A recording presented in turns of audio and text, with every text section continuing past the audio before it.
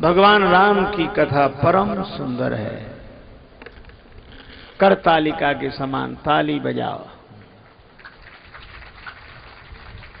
अरे यह ताली तो बजाओ, लेकिन जिस ताली की ओर संकेत है उसे समझ लो। आपने ताली बजाई, दो हाथ मिले, ताली की ध्वनि हुई। इसी तरह श्रोता, श्रद्धालु श्रोता के प्रश्न और विश्वास पूर्वक जब वक्ता उत्तर देता है, ये जब दोनों मिलते हैं तो करतालिका बजती है। और वह करतालिका तन के वृक्ष की मन की शाखा पर बैठे हुए संशय के पक्षी को उड़ा देती है। संशय विहग उड़ा। देखो भाई, भगवान राम की कथा अनंत है, इसका कोई अंत नहीं है। और जो अंत कर सके इस कथा का, ऐसा कोई संत नहीं है।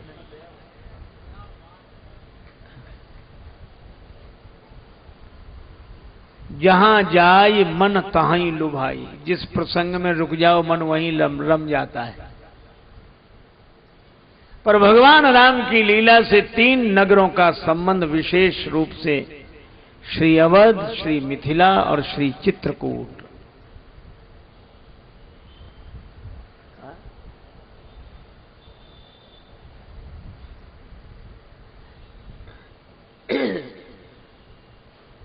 जन्म के समय मिथिला विवाह, जन्म के समय अयोध्या, विवाह के समय मिथिला, वनवास के समय चित्रकूट।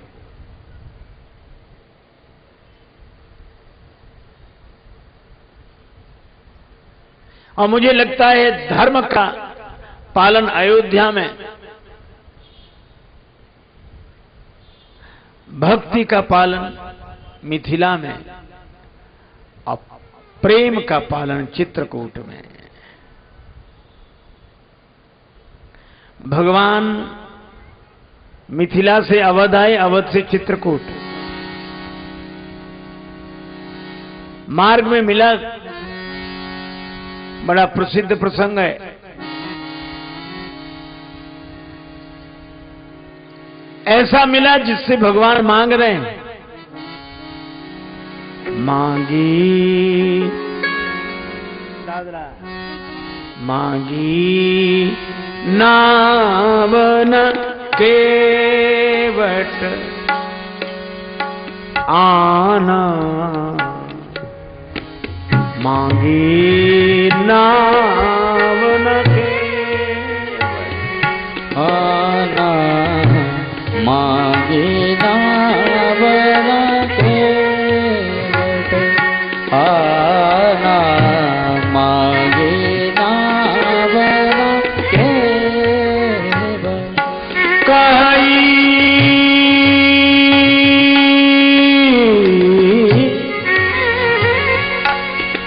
तुम्हारा मरम मैं जाना।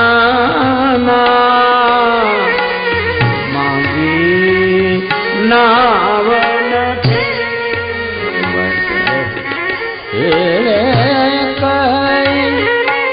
तुम्हारा मरम में जाना।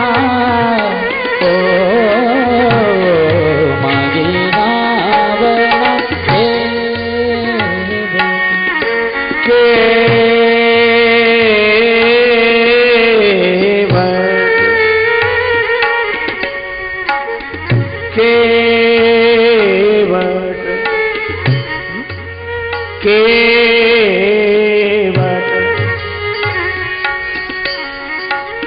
शुद्ध गारे सा पाधा पद सा। मांगी नावन केवट न केवट नावन केवट ओ आना।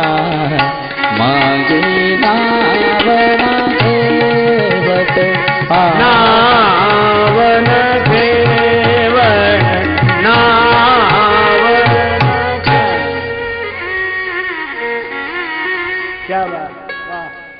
से।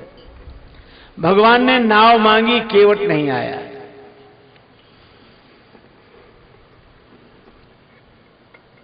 बेचारे केवट ने अब तक आदेश सुना था, याचना नहीं, और भगवान आदेश नहीं दे रहे, मांगी नाव, मांगी।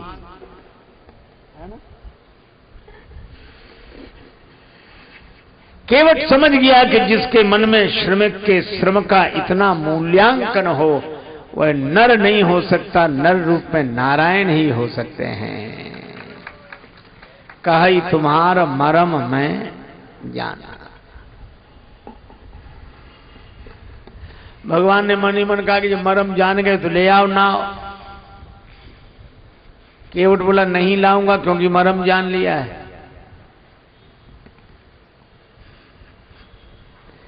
और मैंने मरम जान लिया है कि आप तो सारे संसार को भवसागर से पार लगाने वाले हैं, तो भवसागर से पार लगाने वाले को मैं क्या गंगा जी पार करूंगा, इसलिए नाव नहीं ला रहा हूं।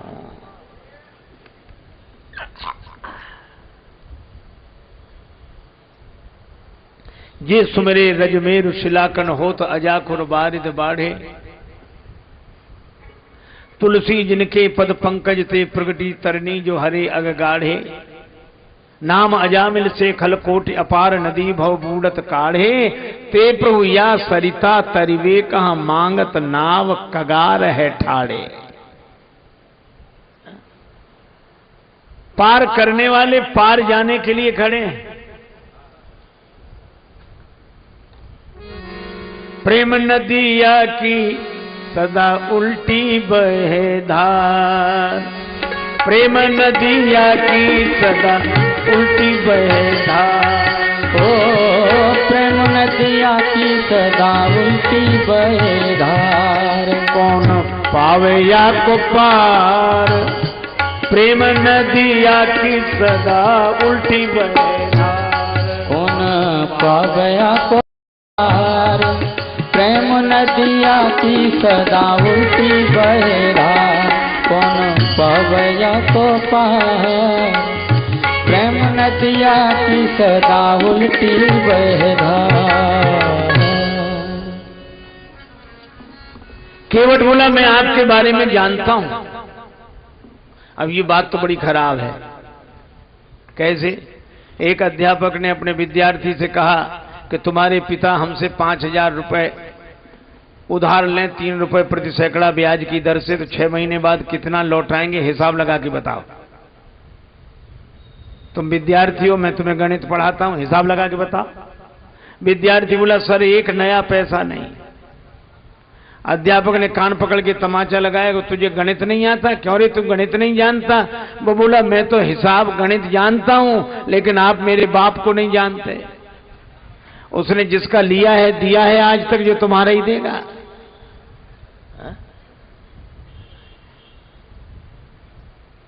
अब आप विचार करो, ये कथा जिंदगी सिखाती है, जीवन में जीना सिखाती है, और जिन्हें जीना सीखना हो उन्हें ये राम कथा का यह प्रसंग सुनना चाहिए।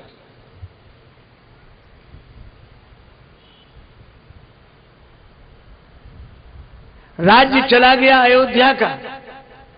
एक दिन पहले सूचना थी कल युवराज पद पर बिठाया जाएगा, और दूसरे दिन का कपड़े उतारो, इन पर भी तुम्हारा अधिकार नहीं, वन को निकल जाओ। बोलो, ये साधारण घटना है? और उसके बाद भी जिस माता ने षड्यंत्र करके वनवास दिया, उस माता के चरणों में श्री राम सिर रखकर प्रणाम करते हैं। माता आशीर्वाद दो, ताकि आपके आशीर्वाद से जंगल में भी मंगल हो। यह है रामचरित्र। इसलिए राम जी जैसा दूसरा नहीं है।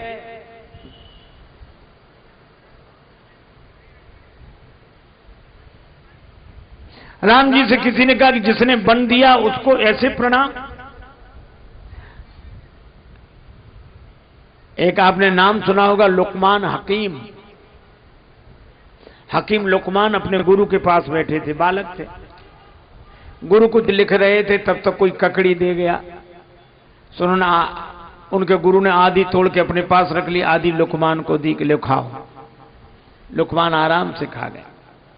बाद में लिखने पढ़ने के बाद उन्होंने ककड़ी खाई, बड़ी कड़वी थी, बहुत कड़वी। तो गुरु ने कहा कि तुम्हें समझ में, कड़वी ककड़ी तुम खा गए, कड़वी ककड़ी खा गए। लुकमान ने हाथ जोड़कर कहा, हुजूर मैं ककड़ी नहीं देख रहा था, मैं तो उन हाथों को देख रहा था जिन हाथों ने ककड़ी दी है।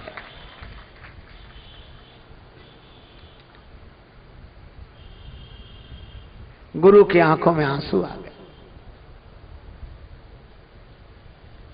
लुकमान कह रहे थे, जिन हाथों ने 1000 बार मीठा प्रसाद देकर मेरी जिंदगी संवारी, एक बार कड़वा दे भी दिया तो क्या।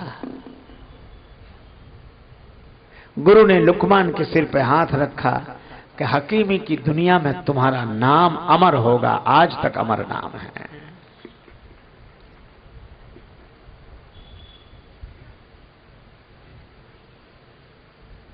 राम जी सोचते हैं कि जिस मां ने दूध पिला पिला के पाला, गोद में खिलाया, चलना सिखाया, बड़ा बनाया, तो क्या बड़ा बनने का यही उद्देश्य कि उस मां ने एक बार कह दिया कि वन चले जाओ तो हमारी मां से दुश्मनी हो जाए, हमारा मां से द्रोह हो जाए। और ऐसा करने वाले इसीलिए राम कथा सुनते हैं। एक सज्जन हमें मिले, बोले महाराज भरत मिलाप की कथा सुनाओ। हम कहा जरूर सुनाएंगे। बोला जरा जल्दी बंद कर देना। हम कहा क्यों? बोले कोर्ट में जाना है, मुकदमा चल रहा है। किससे? बोले भाई से। किस पे विवाद चल रहा है? बोले हमारे मकान के बगल में वो थोड़ी सी जगह है 2 फुट की, वो कहता हमारी, हम कहते हमारी। उसी पे 2 फुट की जगह पे भाई से मुकदमा चल रहा है और भरत मिलाप सुनना चाहते हैं, भरत चाहिए।